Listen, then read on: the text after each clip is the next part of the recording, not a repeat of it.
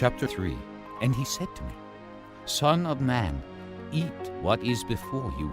Eat this scroll. Then go and speak to the house of Israel. So I opened my mouth, and he gave me the scroll to eat. Then he said to me, Son of man, eat this scroll I am giving you, and fill your stomach with it.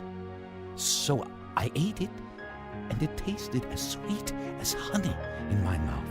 He then said to me, Son of man, go now to the house of Israel, and speak my words to them.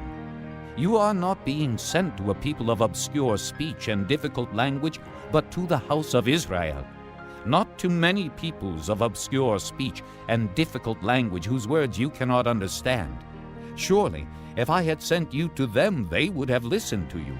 But the house of Israel is not willing to listen to you, because they are not willing to listen to me.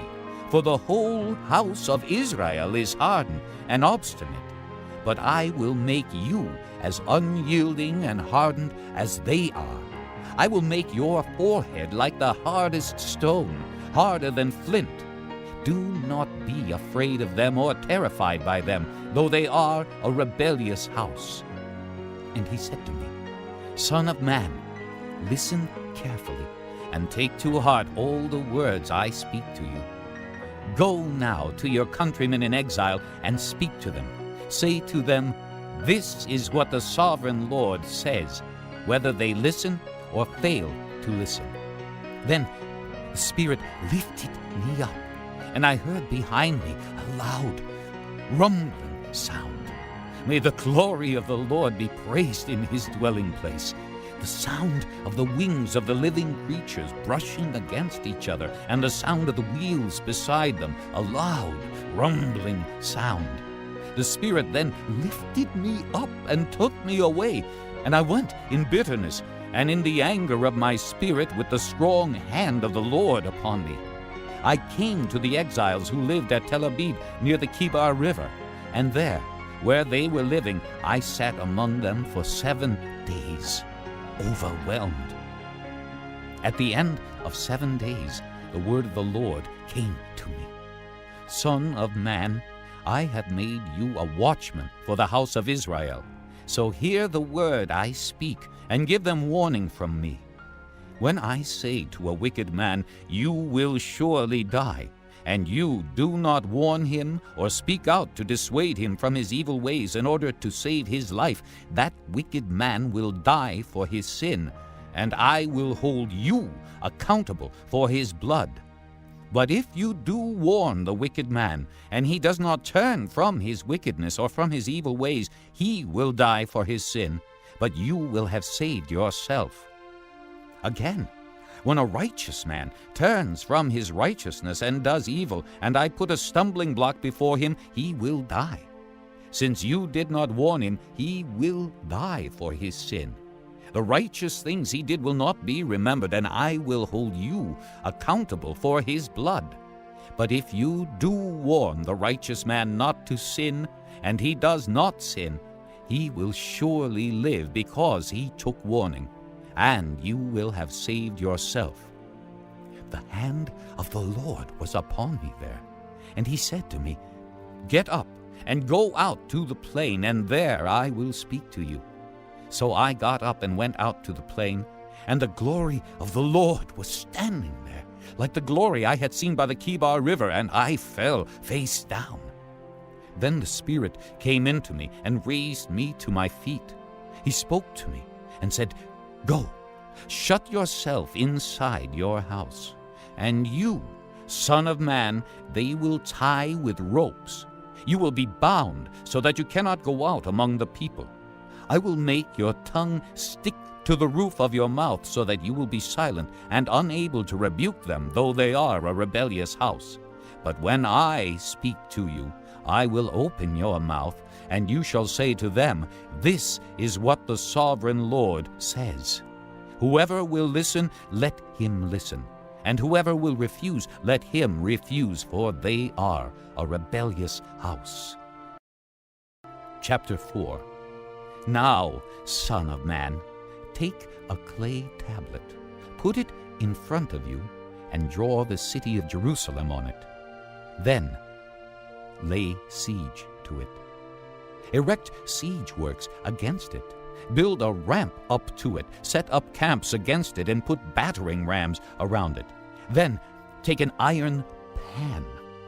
Place it as an iron wall between you and the city, and turn your face toward it.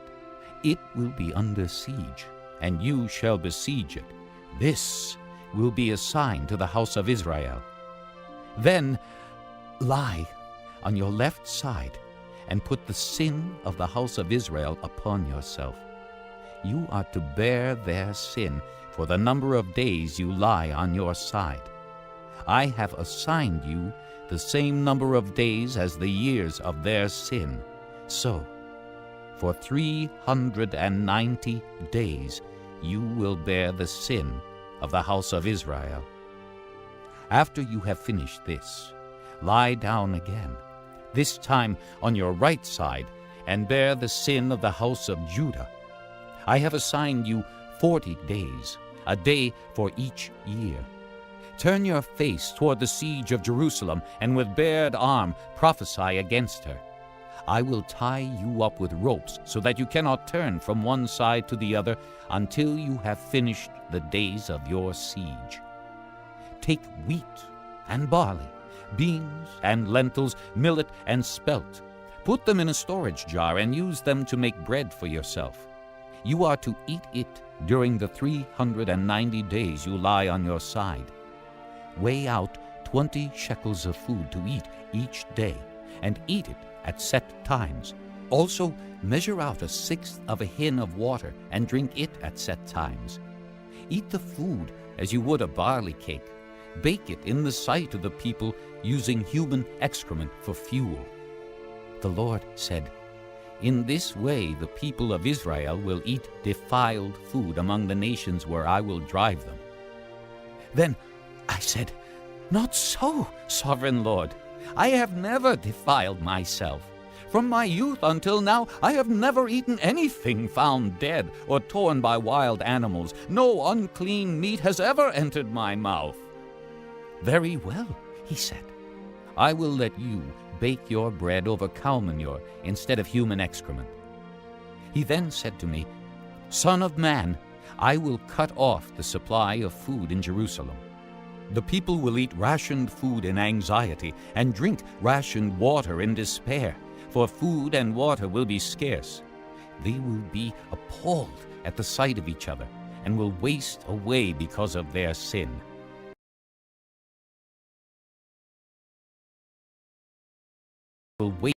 By faith Isaac blessed Jacob and Esau in regard to their future. By faith Jacob, when he was dying, blessed each of Joseph's sons, and worshipped as he leaned on the top of his staff. By faith Joseph, when his end was near, spoke about the exodus of the Israelites from Egypt, and gave instructions about his bones. By faith Moses' parents hid him for 3 months after he was born, because they saw he was no ordinary child, and they were not afraid of the king's edict. By faith Moses, when he had grown up, refused to be known as the son of Pharaoh's daughter. He chose to be mistreated along with the people of God, rather than to enjoy the pleasures of sin for a short time. He regarded disgrace for the sake of Christ as of greater value than the treasures of Egypt, because he was looking ahead to his reward. By faith he left Egypt, not fearing the king's anger. He persevered because he saw him who is invisible. By faith he kept the Passover and the sprinkling of blood, so that the destroyer of the firstborn would not touch the firstborn of Israel. By faith the people passed through the Red Sea as on dry land, but when the Egyptians tried to do so, they were drowned. By faith the walls of Jericho fell, after the people had marched around them for 7 days. By faith the prostitute Rahab, because she welcomed the spies, was not killed with those who were disobedient. And what more shall I say? I do not have time to tell about Gideon, Barak, Samson, Jephthah, David, Samuel, and the prophets, who through faith conquered kingdoms, administered justice, and gained what was promised, who shut the mouths of lions, quenched the fury of the flames, and escaped the edge of the sword, whose weakness was turned to strength, and who became powerful in battle and routed foreign armies. Women received back their dead, raised to life again. Others were tortured and refused to be released so that they might gain a better resurrection. Some faced jeers and flogging, while still others were chained and put in prison. They were stoned, they were sawed in two, they were put to death by the sword. They went about in sheepskins and goatskins, destitute, persecuted, and mistreated. The world was not worthy of them. They wandered in deserts and mountains, and in caves and holes in the ground. These were all commended for their faith, yet none of them received what had been promised. God had planned something better for us, so that only together with us would they be made perfect.